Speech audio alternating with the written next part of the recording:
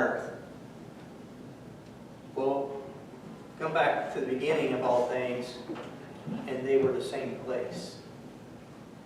Because you know that God was walking around in the garden in the cool of the day, right? With Adam and Eve. They sinned. You have a dichotomy between the two.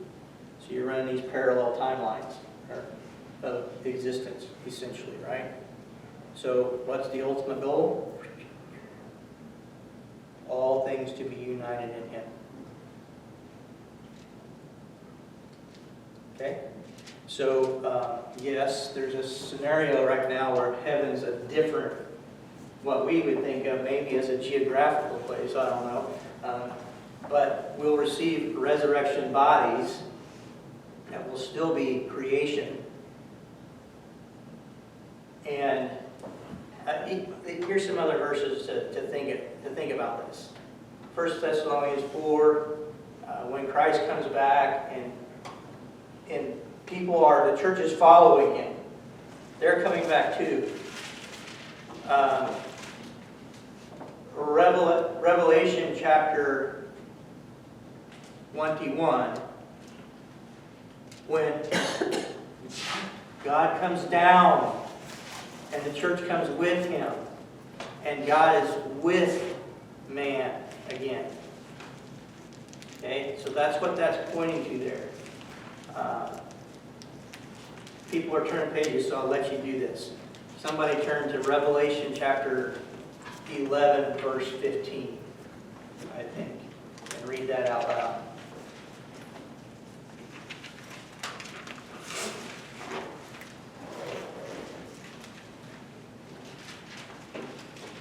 Then the seventh angel blew his trumpet, and there were loud voices in heaven saying, "The kingdom of the world has become the kingdom of our Lord and of His Christ, and He shall reign forever and ever." Okay, what's it say has become the kingdom? The kingdom of the world and the kingdom of the Lord. Okay, so there's a reunion. So we no longer think about then heaven and earth as being two different geographical places, if you will, if that's even the right way to talk about it. Even now, that's the way we tend to think of it. So that there's a reunion, so that there's a total interaction then of God and man in the restored everything, in the when everything is finally been put back completely right. Okay, so there's the reunion of those two things. And so this is Paul's emphasis in Romans. So, you know, we tend to, in our Western mindset, which we talked about last week, part of that is we tend to individualize salvation and make it all about me, right? All about my sin, all about my Jesus, and all about my going to heaven instead of my going to hell. That's the way we pretty much are tempted by a lot of things to reduce it to that. Bigger picture is the whole people of God that God is pulling in through Jesus Christ and His work on the cross. And in His resurrection, all things made new. All the people of God, and not just all the people of God, but all of His glorious and beautiful creation is renewed. And that's what Paul addresses in here. How much more to say about this? Any questions about that? There's huge, like this one right here. I'll wait till we get to it. Maybe a little easier to understand these two, but this one right here is so cool in what's happening there. It's so magnificent. What is going on? We should wait maybe till we get to that. Any questions about talking about how we talk about salvation? Go on to the next word. Am I like making anybody mad, or am I? What's going on in y'all? Can't tell. It's good. I'm not throwing things at you. Yeah, okay. All right. The next big word and the big idea here, I mean, every other word, right, is what we're running into first, because these verses are so thematic in their purpose here, is for everyone who believes. All right, if I erase what I got here. Eraser. I already had this once. I thought I had it down.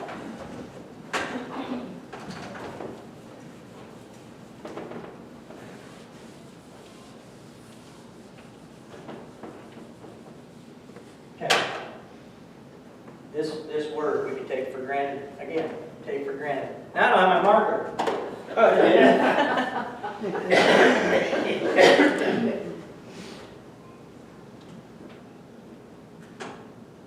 Now I'm going to write this up there just to make a point here, but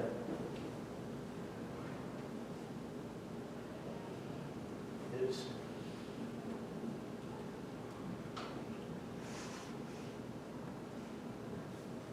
okay.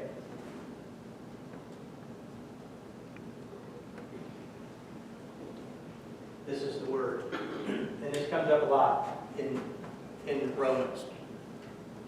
And so here's, being a speaker of English and understanding things in English kind of puts some limitations on us when we're just reading it straight up, a little bit.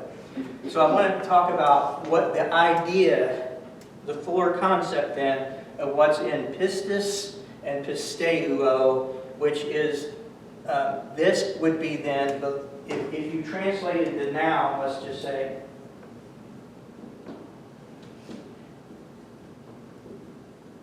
and if you translated the verb,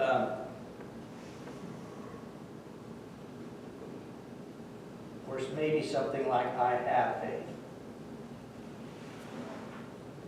Okay. Would be the way to think about that. So what happens if you're just reading through the English New Testament then, what happens is if it's a noun, they're probably going to use this word. You don't have belief, you have faith. That's more of a kind of the way we would want to say it, so that's the way it's translated. But if you're reading through and you get to the verb, it's I believe.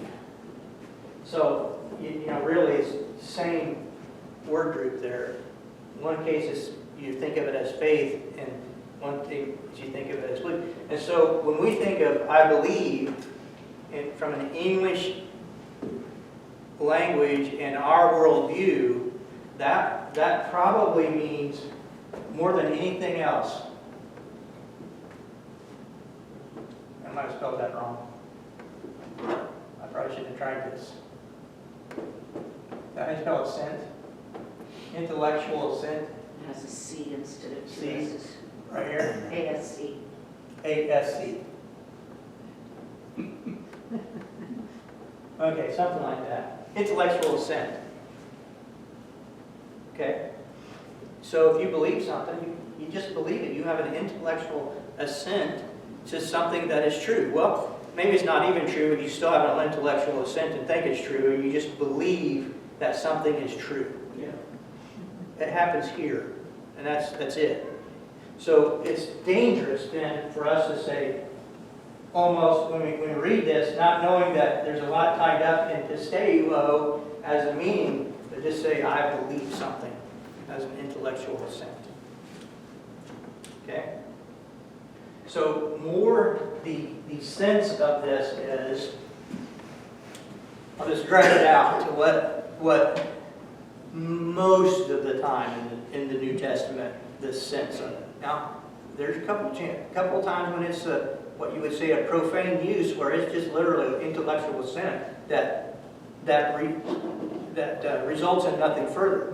But for the kind of faith that Paul's talking about, the kind of belief that he's talking about, is the kind of belief that believes it's true, and because you believe it's true, you respond in every implication of that.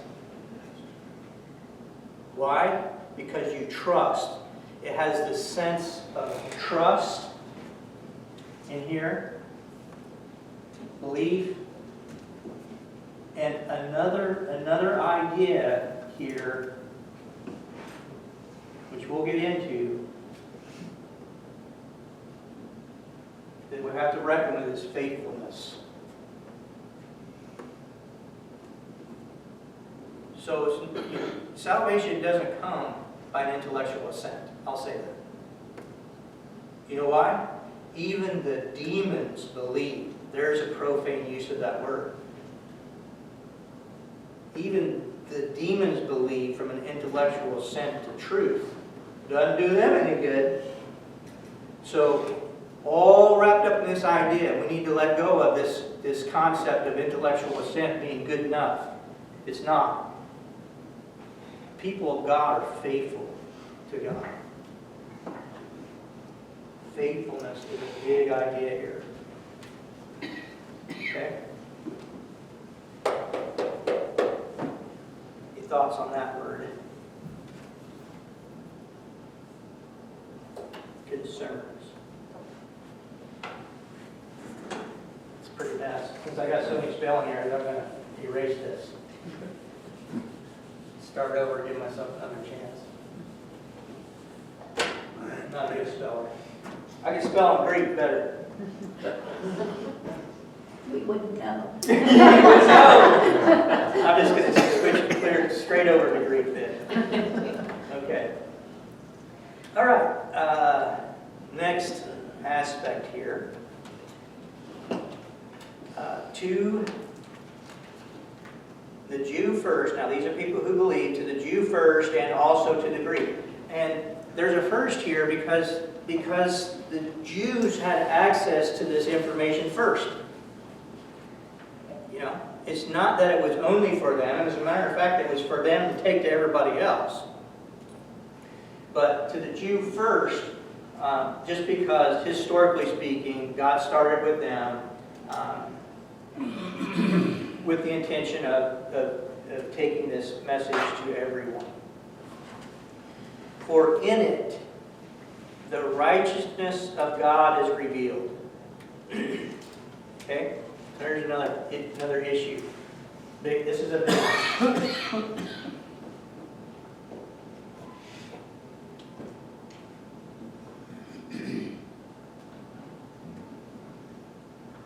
What's the righteousness of God?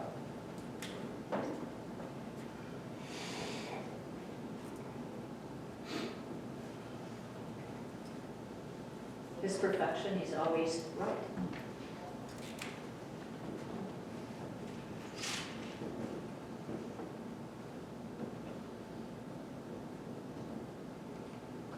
Okay, now, let me say this, that this is what I want. I want people to give me the ideas that come to mind, and then don't take offense when I re-steer things back. It helps, I think it helps all of us to get these ideas out there, and then talk about them, right? So I appreciate it. Jesus. Sunday school answer. I know, but doesn't he though? Well, that's true. He is. Righteousness is being right with God.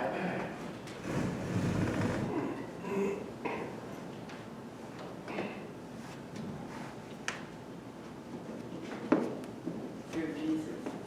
Okay. No sin. No sin. How do you do this?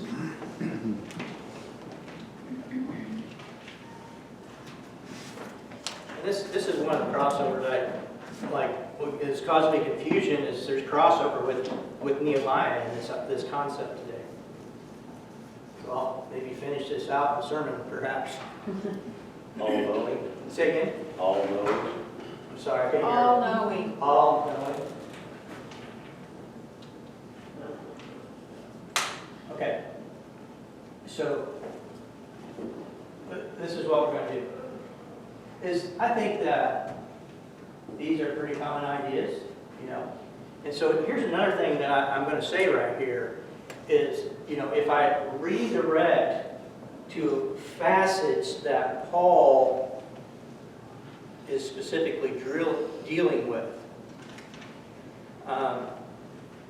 even if no other New Testament writer ever deals with it, doesn't mean the idea is not true. It just means that's not where he's headed in Romans, to open up some specific theology to us, okay? So if I say Paul is not talking about perfection and not being a sinner and always being right, that doesn't mean those things aren't true, right? It just means that's not what Paul needs us to be looking at to get where he's going, okay? So what Paul is dealing, okay, here's another issue. This might be a good time to bring it up. Is this word. All right. Does anybody have an NIV Bible in here? A what? NIV? I do. Okay, read this verse. Read it kind of slow enough so I can hear. Because I don't have the NIV. So verse number 17, the first half of the verse. For the NIV. For in the gospel, the righteousness of God is revealed. Okay, somebody else have another NIV that's older than that? For in the gospel a righteousness from God is revealed. Okay.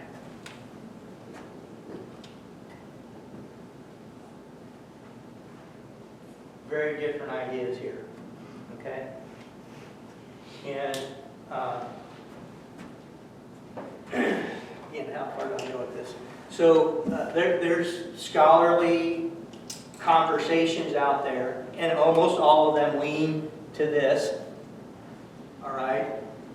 From a language perspective, in the Greek language, this is a genitive case. Which genitive in its most normal sense, you think of it as possession. So is this the righteousness of God, his own righteousness? Another possible linguistic way to deal with this phrase in the Greek is a righteousness from God. It's less normal to translate it that way, but it's possible. So one of the things I'll say here, and this is curious to me, I didn't get this all figured out. I had time to research this as I was looking at different versions. Like I pulled an old NIV off of my shelf and looked at what they wrote it in, and it was that. Okay? But then I saw online an NIV version of it that was that. And I'm like, okay, at what point did they change that in the translation that they had? Okay, at what point did that happen? Probably through a lot of grief they received on this very particular point. And let me say this about Bibles, English Bibles. So there are paraphrases. There are interpretations. There are translations.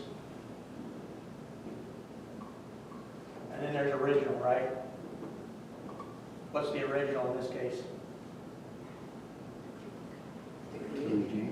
Say again? The Greek? The Greek in the New Testament. Koine Greek. Okay. But when we think of this, translations, I use the ESV now.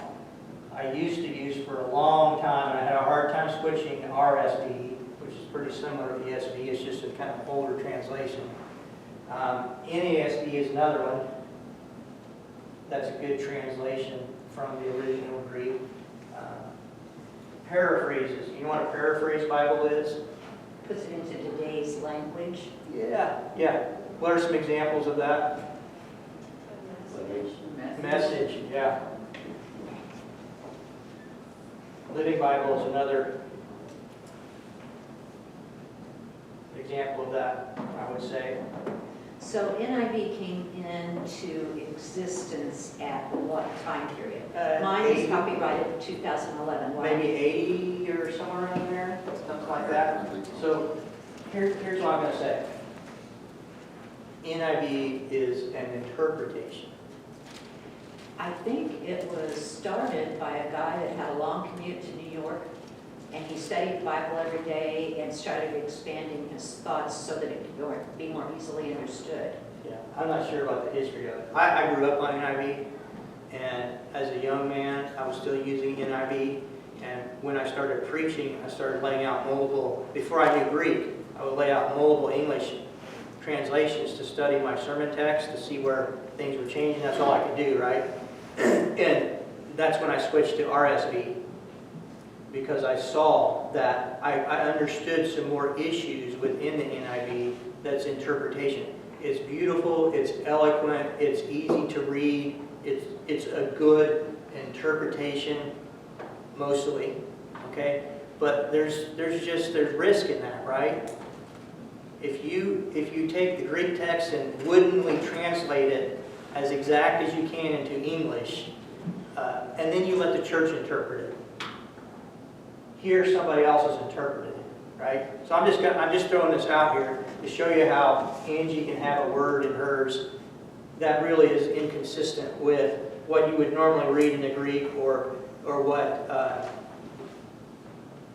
what you see in the rest of these kinds of translations. You don't have to go through your Bible, Angie. Oh, I'm not. I got too many times on But I just want you to understand what happens in Bibles. In this case, it matters. In this situation, it matters because what happens, and the NIV, just to be frank about it, is influenced. The interpretation is influenced by Lutheran and Reformed theologies. Okay, instead of just, we're not going to think about how to interpret this. We're just going to translate it and let the church interpret it. It goes back to, hey, let's infuse some of our theology into it. Okay, so what they're doing here with that translation is they're thinking about a theology of, goodness, time is gone. A theology of, you've probably heard of this terminology, imputed righteousness. So it's the idea that a righteousness comes from God and is imputed onto people. Okay? So whether or not that is true is not the issue here. The issue is what's the correct way to translate it, and being correctly translated, what does it mean? It almost certainly means the righteousness of God. It's His righteousness that's pulled this off. And again, I'll wait and just let us see it. You guys will be a leg up in the sermon. I'll try to hit this if I remember this. But this righteousness of God is not that He's perfect, not that He's sinless, which are true things, not that He's always right. It's that He was faithful to the covenant. That's Paul's big idea here is. God said He would do it. God told Abraham He would do it in covenant. God spoke to Noah in covenant and made promises.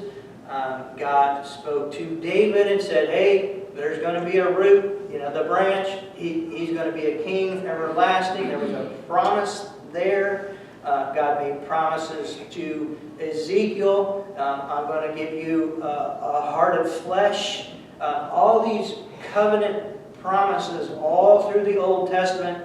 Paul is looking at them and said, God did it. He's righteous. Righteous and just to fulfill His covenant promises. That's the big idea that Paul is going to track through Romans. And that's something to keep in mind. This verse is thematic here. That this is going to happen. That this is happening. And that apart from this, salvation can't happen. Apart from this, there's no power in any kind of message. But in it, the righteousness of God is revealed. It's revealed. We really got to stop. We really got to stop. Okay, so I'm going to pick up on the word revealed next week.